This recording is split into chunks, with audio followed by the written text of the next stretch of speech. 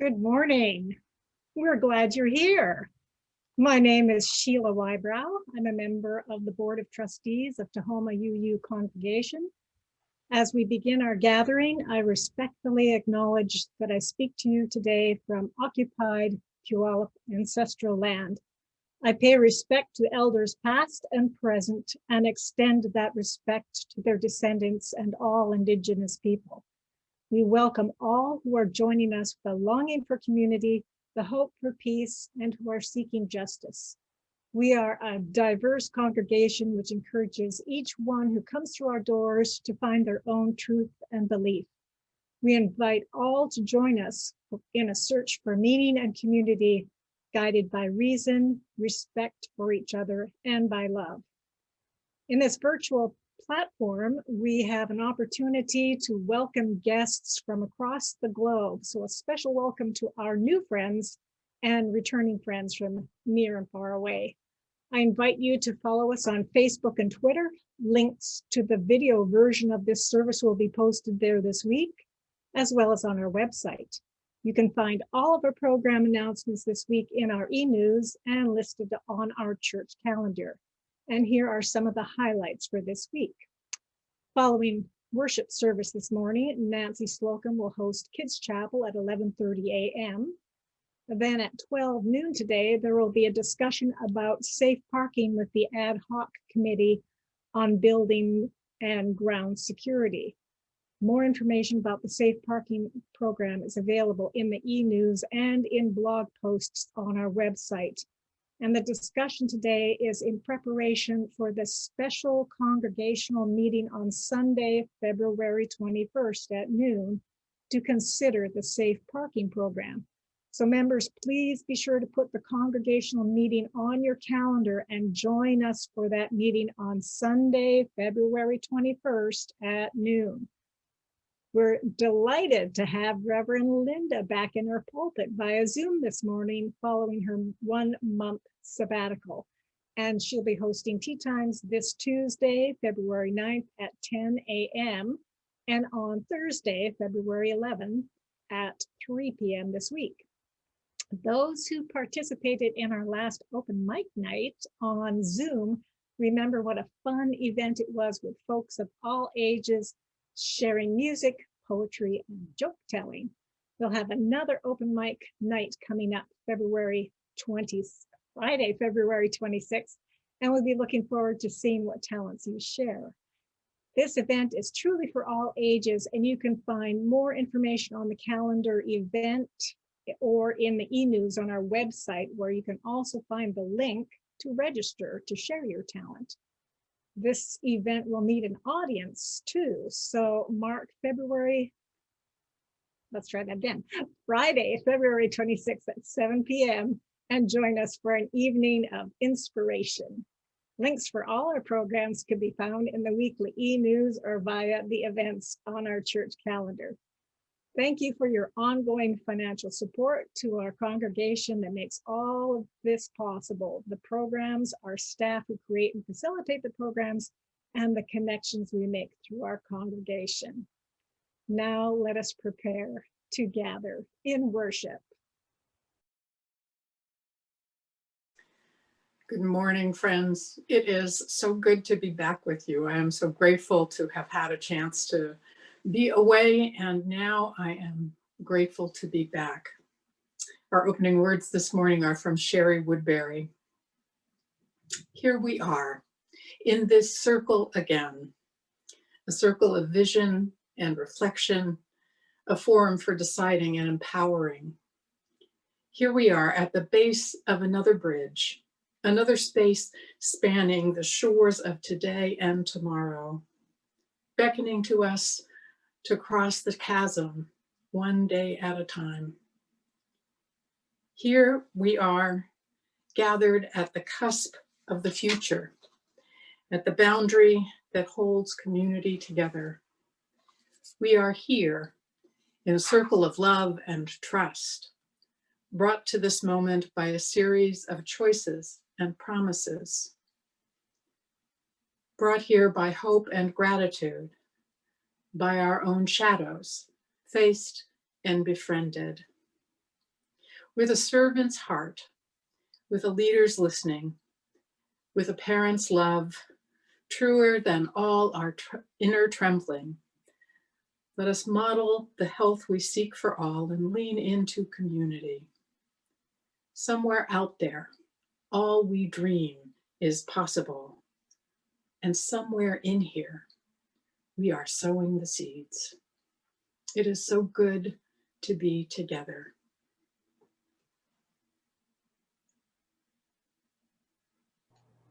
As we light our chalice in the sanctuary, should you want to, please feel free to light your chalice at home. The words you will find in the chat if you don't know them already. As Nancy Slocum lights our chalice, we light this chalice with deep respect for the mystery and the holiness of life, in honor and gratitude for those who have gone before, with love and compassion for those who dwell among us, and with hope and faith for the generations to come. Good morning. My name is Nancy Slocum, and I am the Director of Religious Exploration for Children and Youth here at Tahoma Unitarian Universalist congregation. I am thrilled to be here this morning with you all. This is the time for all ages, so this is the time when we invite the kids to come forward or come sit close to your screens for our time for all ages. And as kids are doing that, I want to give a shout out for next week's service, which is our annual love service, and it's right on Valentine's Day. I'm really excited about that. And it is a service that is designed for people of all ages. So families who have kids, please encourage your kids to come be a part of it. There will be stories, there will be song, activities, and such. So that will be next Sunday for our love service. But today we're talking about ancestors. Do you know what an ancestor is? Well, an ancestor is defined as someone in our family who came before us, typically someone who's no longer with us, someone who has died. So our great-grandparents and great-great-grandparents and our great-great-great-great-great-great-grandparents would be our ancestors. But sometimes people think about ancestors a little more broadly. Not just people to whom we're related, but people who came before us, who in some way inspired us. Maybe people we admire for something that they did. Sorry. It might be someone who worked to make the world a better place, someone who stood up and spoke up when they saw people being treated unfairly, people who lived their ways in ways that made our lives better. When I was thinking about this, I was reminded of when I was a girl in elementary school. And one day my class walked to a farm that wasn't too far from our school. I grew up in northern New York, and there were lots of dairy farms around and apple orchards around. And we went to this farm and we went into the barn. And in the barn, we were shown a trap door in the floor that was hidden under a bunch of hay. And we looked down in the trap door, and it was just a big hole in the ground underneath the floor of the barn. And they told us that this was a stop on the Underground Railroad. Now, I don't know if you've heard about the Underground Railroad. That name, when I was a kid, it always confused me because I could not think about like how a train went underground. And, you know, I didn't see any train tracks. I didn't see room for a train. I just couldn't figure out what they meant by an underground railroad. But then I learned that it wasn't an actual train line. It was called a railroad because there were stops along a route, just like when you get on a train and you go from town to town and stop to stop. It had stops along this particular route. And it was termed underground because it was a secret. It was something that people did quietly, so no one else knew about it.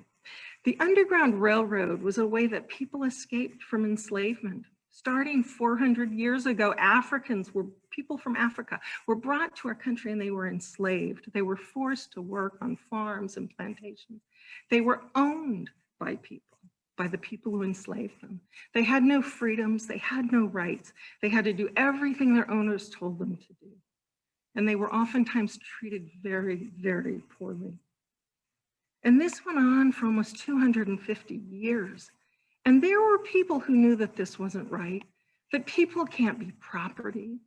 Everyone, no matter who they are, is worthy of respect and worthy of kind treatment.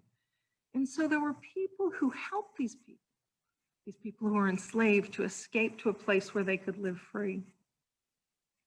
The stops on the Underground Railroad were places like that place in that barn that I visited, where the escaping slaves could hide, and that they could be safe as they moved from spot to spot, stop to stop on their way to freedom.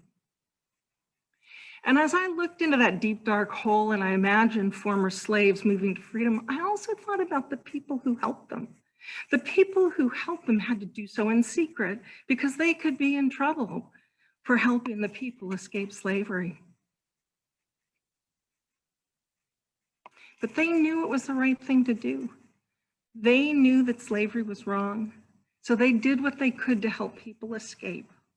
And I don't know if any of my ancestors opened their homes and property to be stops on the Underground Railroad, but I do know that some of my ancestors did work to abolish or to get rid of slavery.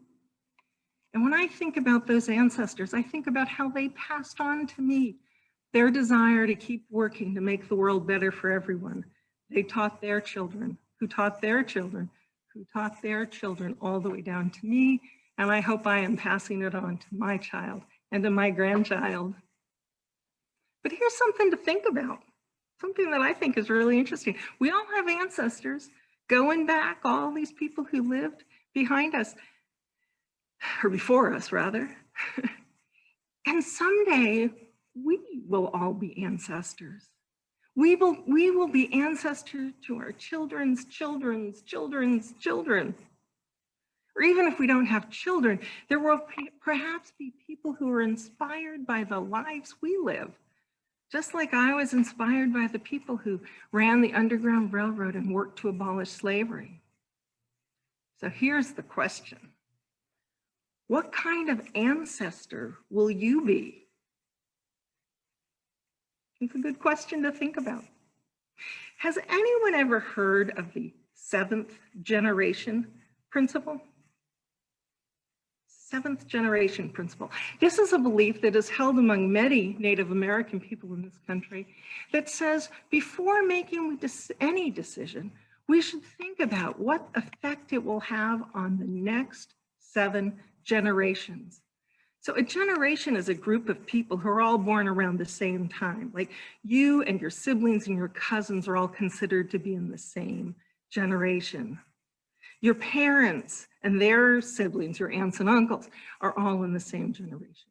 And your grandparents and your great aunts and great uncles, they're all in one generation. So a generation is typically thought to be about 20 to 30 years. So if we're going to think about 7 generations from now, we're going to be talking about like the effect of decisions we make 150 or 200 years in the future. 22, 21, wow, that's a long time to think about. Are there decisions that you make today that will affect people 200 years from now? Can you think of any decisions that you make today? I know here during our Time for All Ages, we've talked some before about plastics. I remember talking about plastic straws and people trying to make plastic straws go away because plastic straws remain in our landfills for a long time. I've learned that a plastic water bottle, like this water bottle here, can stay in the landfill about 450 or 500 years. So if I buy water in a disposable plastic bottle like this one and I throw it into the garbage, it's going to be around 450 years from now. It's still going to be around well more than 7 generations from now. And if I think about everybody who throws away plastic bottles, well, they're still going to be on our earth for a long time, a gigantic, humongous pile of plastic bottles. I don't want to leave that mess for my great, great, great, great grandchildren. So I try to be sure that I recycle bottles so that we can reuse the plastic to make new bottles. Or even better, I try to use a reusable water bottle so that we're not using plastic at all for our water bottles. That way I'm not adding to that mountain of bottles.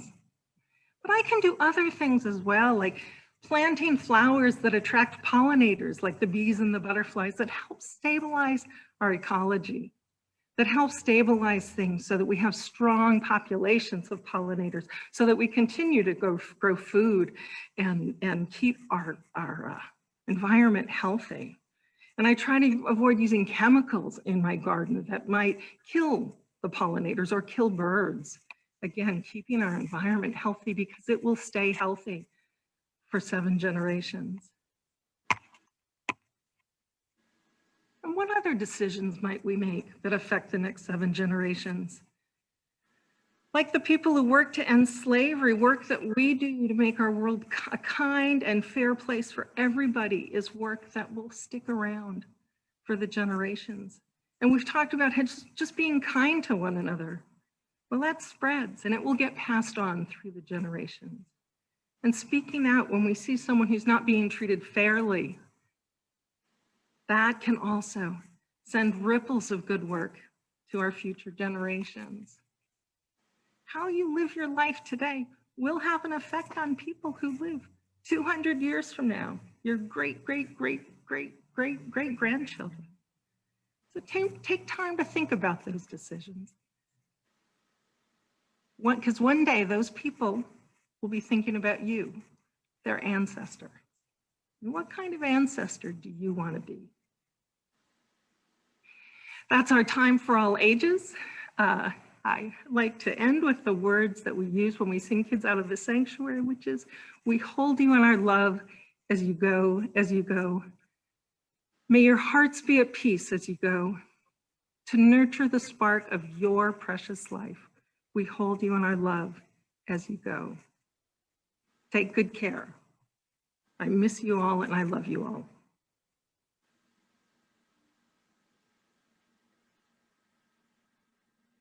Good morning. We now come to the part of our service when we give financial support to this church. We come to this place because we love what exists here, the resource of spiritual information, the shared knowledge, and the caring atmosphere fill us, fill our bodies, fill our hearts. Our TUUC home is a living entity, and like all living things, sustenance and nurturing are needed for their health and continued life. It is us, the members and the friends of TUUC, that give the financial support that's needed to keep the buildings, the staff, the activities, all those things here for us. Please take a moment and use the links that you see on your screen to give your support to our congregation, our church, and our lives. You'll also find that information in the chat. We now reach the point where we thank those that have supported this organization with your financial contributions by the words that you see on your screen. We dedicate ourselves and our offerings to the work of this congregation, weaving a tapestry of love we call community, both within and beyond these walls.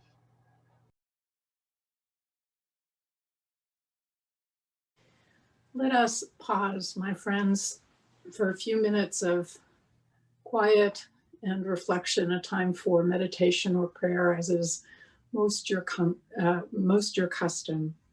We'll have a spoken meditation and then a few moments of stillness together. These words by Robert Weston. There is a living web that runs through us to all the universe, linking us each with each and through all life onto the distant stars.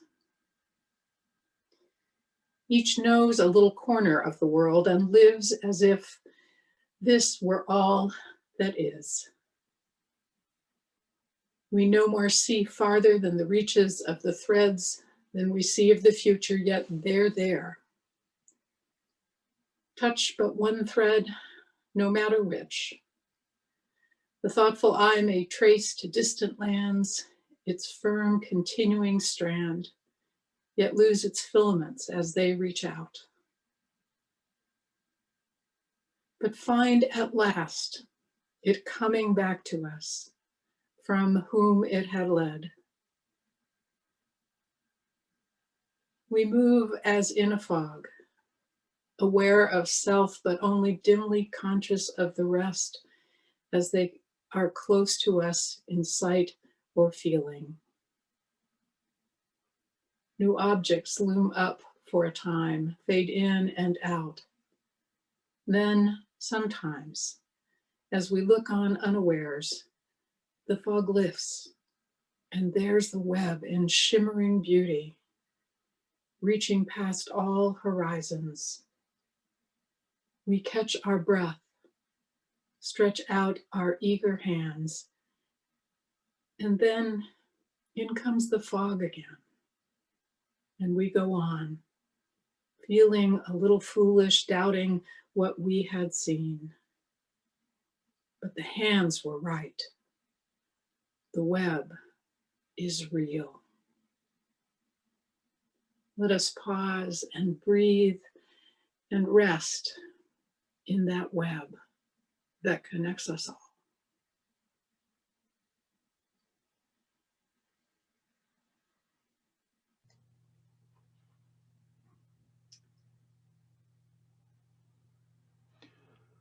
Our reading this morning, a story about New College, Oxford, attributed to Gregory Bateson.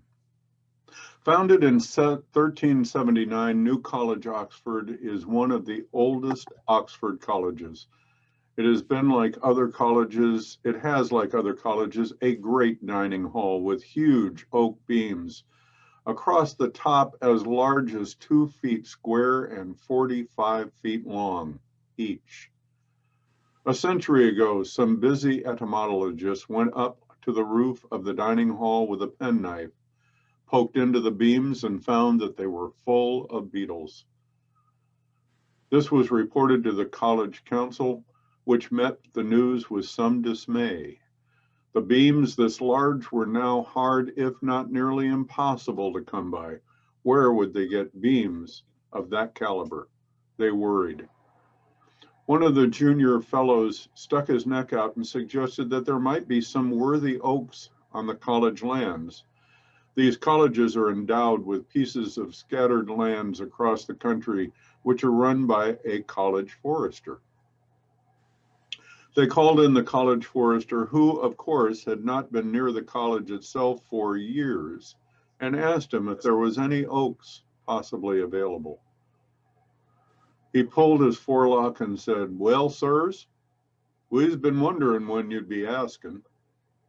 Upon further inquiry, it was discovered that when the college was founded, a grove of oaks had been planted to replace the beams in the dining hall when they became beetly, because oak beams always become beetly in the end. This plan has been passed down from one forester to the next for over 500 years, saying, "You don't cut them oaks, them's for the church, for the college hall."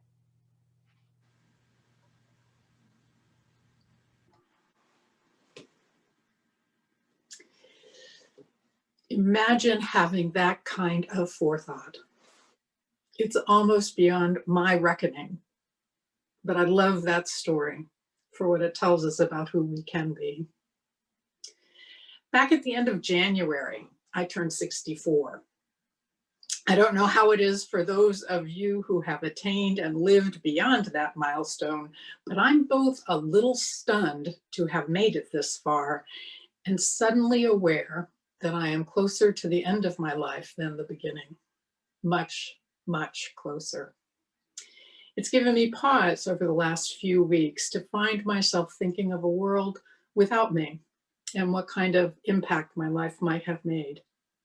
Now, this isn't a not so subtle way of asking for affirmations of my impact in the world, but rather a consideration of my place in that broad stream of life. It's placing myself in the middle of that 7 generations. Actually, I think of it as 14 generations, forward and back. What does it mean to be in the middle of 14 generations of humanity? What does that view tell us about where we are and what we can do? Well, it's safe to say that we who have been part of white Western culture haven't lived with much of that awareness. The climate disaster that is looming is one part of not being able to see the long view. Fossil fuels have wreaked havoc on our ecosystem, and we are drowning in plastic that never degrades. We make and abandon more and more things: clothing, furniture, glass, paper, everything. And there really isn't somewhere that it goes except here on this limited planet of ours. There isn't a way to throw things when we're done with them. Maybe like me, you catch a glimpse of this every now and then. Maybe like me, you cringe and just as quickly forget. Partly, I think this is because we feel, and perhaps are, largely helpless to change this massive system that churns out disposable everythings. I see the uselessness, for example, in not choosing to use plastic straws. I may feel virtuous for a few moments when I haven't used one, but so long as there are huge factories churning out millions and millions of plastic straws, my small act of conscience makes very little difference in the huge scheme of things. I don't say this to cast us into a pit of despair, though it may feel a little like that. Honestly, I don't mean to. What I know, though, is that unless we keep telling each other about where we are in the midst of those 14 generations and what we are facing to create meaningful change for those who follow us, we will leave the world more damaged and more imperiled when we are done. Finding our place in the midst of generations is both about what challenges we face, but more importantly, also locating ourselves among the ancestors. I was inspired recently when listening in on an online conversation about how to find hope. What do you do? One person asked. What do you do to find hope? My heart lifted a little when our beloved Reverend Tandy replied that she would sit in a beautiful and quiet place and ask the ancestors for help. And then as she sat quietly, she would listen. And she said, if I don't hear anything right away, I pull out my ancestor dolls and reflect upon them. And then she posted a picture of a few of them. John, if you could put that up, that would be awesome. Now, I had known about Tandy's practice of creating ancestor dolls. Some of you here may remember that when she was ordained by this congregation, she made a collection of them to keep in the room with her when the service, during the service, so that her ancestors would be present. What I hadn't thought about was how she used these ancestor dolls and what they meant and how they might be of use to me as I plotted my own way through life. Maybe it could be of use for you too. Thank you, John. We can come back to me. So I invite you today to think about who you might include in your pantheon of ancestors. Now, as you think about this, it's not required that there be a biological connection. Include all those people whose dreams or visions you rely on for inspiration and insight. Because my brother has done a whole lot of research on our family history, he's the genealogist in our family, I know that my Southern ancestors were that my Southern ancestors owned human beings and used them to farm their properties. I would include those ancestors whose names and faces I don't know, because they offer me a caution and remind me that no matter how virtuous I seek to be, I will fail, and sometimes spectacularly. I would also include my relations who are the descendants of those people who were enslaved on those farms. I would include them because the likelihood is that they are also my relatives. That likelihood is higher than I would admit most of the time. They are among my ancestors to whom I owe my life. I would include James Baldwin too, for his gift of authenticity and honesty and telling the truth. Oh my gosh, telling the truth. His life and his words call me into the same kind of vulnerability and strength that he showed day on day on day in his words and in his being. I would include Supreme Court Justice Harold Burton, who my grandfather worked for. He served on the court from 1945 to 1958, and he was perhaps the one most responsible for shaping the court's unanimous decision on Brown versus Board of Education. Those Republican ancestors of mine, my father, my grandfather, even Burton himself, are important for me to hold tight. Who among your ancestors do you call upon? Who would you call upon to offer you insight and hope and possibility? And because it's also needed, cautionary tales. And also, to whom do you look into the future? What is it that you wish to leave them? What trees do you need to plant that must be tended for 500 years to rebuild the roof? What possibilities can you enable by your actions now? How long into the future can you make a difference? Most of us, I would guess, have thought through the legacy that we might want to leave for the next generation, for the children that we know, the children we have helped raise up into adults, be they biological or part of the wider community whose life we've shaped in some ways. But if we stretch that out, and I think we need to beyond those we know, what will our ongoing legacy be? What will it mean to the world? As I look back and forward from my place in the stream of life, I am struck especially by how intertwined we all are. When my brother was first into his genealogical search, he made connections with various parts of our family tree. I think it was more than 10 years ago, probably closer to 20, as he began his research and looked around, that he reported to me his excitement that he had linked to someone who had done much further back research and found our link, the link between our family and William the Conqueror. He was totally thrilled by it.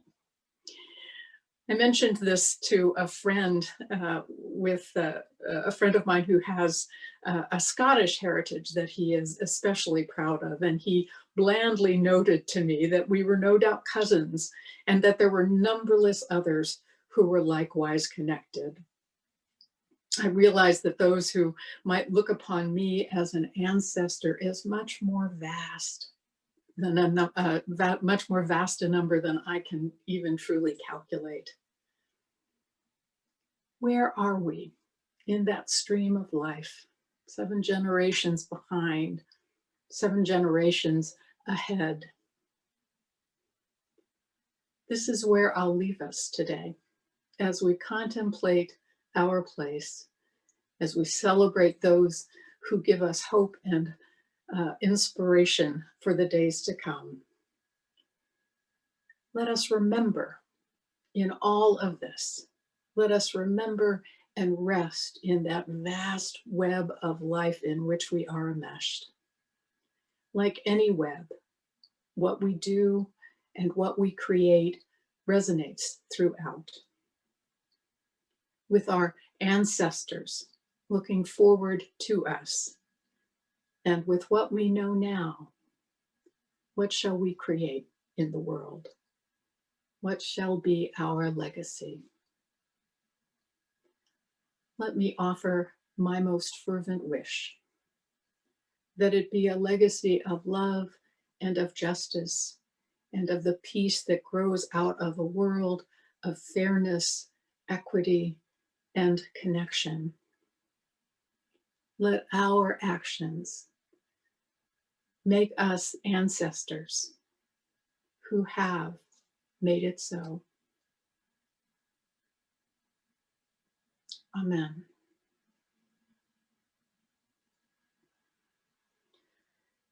My friends, take a breath. And in these few moments of quiet, I invite you to set an intention as we prepare to leave each other today. If there's been something in the words or the music, if there's been something that has touched you, I invite you to set an intention for how you will carry it out into the world. Let us pause in stillness.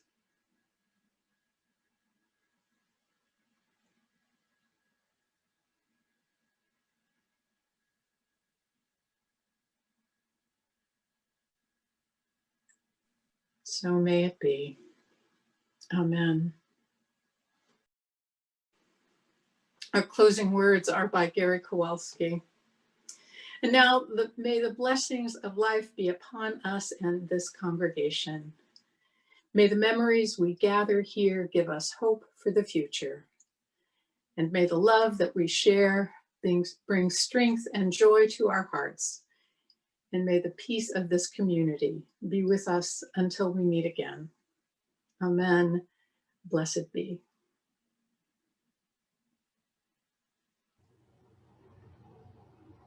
As our service comes to a close, Nancy Slocum will extinguish our flame. The words are in the chat. Please join me. We extinguish this flame, but not the light of truth, the warmth of community, or the fire of commitment. These we carry in our hearts until we are together again. Kat will now sing our closing song. From you I receive, to you I give, together we share, and from this we live. From you I receive, to you I give, together we share, and from this we live.